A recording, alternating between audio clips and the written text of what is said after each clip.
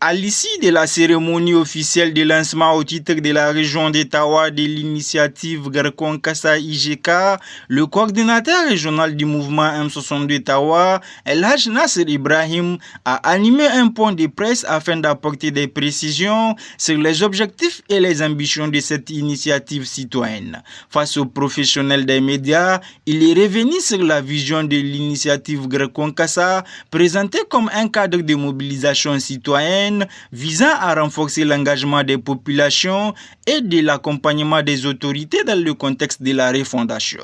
Tout d'abord, je vous remercie d'avoir me donné la parole pour vous expliquer d'abord ce que c'est l'initiative Garkon Kassa. Ce que l'initiative Garkon Kassa, elle a été créée il y a un an de cela, ou presque un an de cela, à Niamey, lors de nos derniers congrès. C'était en présence du ministre d'État, ministre de l'Intérieur, Mohamed Toumba, que nous avons décidé, avant même le congrès, tous les responsables du mouvement M62, ils ont réfléchi. C'est d'abord, après réflexion et tiré des synthèses, qu'on a décidé de créer cette initiative Garkon Kassa. L'initiative Garkon Kassa, c'est quelque chose que nous avons créé vis-à-vis de l'état actuel, du contexte actuel de l'état du Niger, pour avoir apporté notre soutien à l'état actuel. Vous n'êtes pas sans savoir que le Niger est en guerre. Donc, comme l'état du Niger est en guerre, en tant que société civile, en tant que fils du Niger, nous avons l'obligation de créer des réseaux, de créer des systèmes qui vont accompagner le Niger, qui va nous permettre d'apporter notre soutien à l'état du Niger pour vraiment essayer d'échapper à ce phénomène qui est actuellement en train de subir.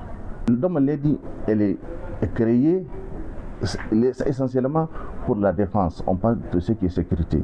Alors que l'initiative Garkon Kassa, c'est que la différence, ce qui fait la différence, elle est là, elle participe à beaucoup des activités qui ne concernent pas la sécurité. Par exemple, dans la ville, si on a des activités avec la mairie, on les appelle en fonction de la formation qu'on les a données. Donc il y a une petite différence qui est entre Domoled et l'initiative Garkon Kassa. D'abord, la procédure de recrutement, elle est très simple. Nous avons donné des instructions au niveau de tous nos responsables qui sont en charge de ces recrutements. Avant de recruter qui que ce soit, ils vont d'abord veiller à l'investigation, à savoir qui est cette personne-là. Il est de quelle famille?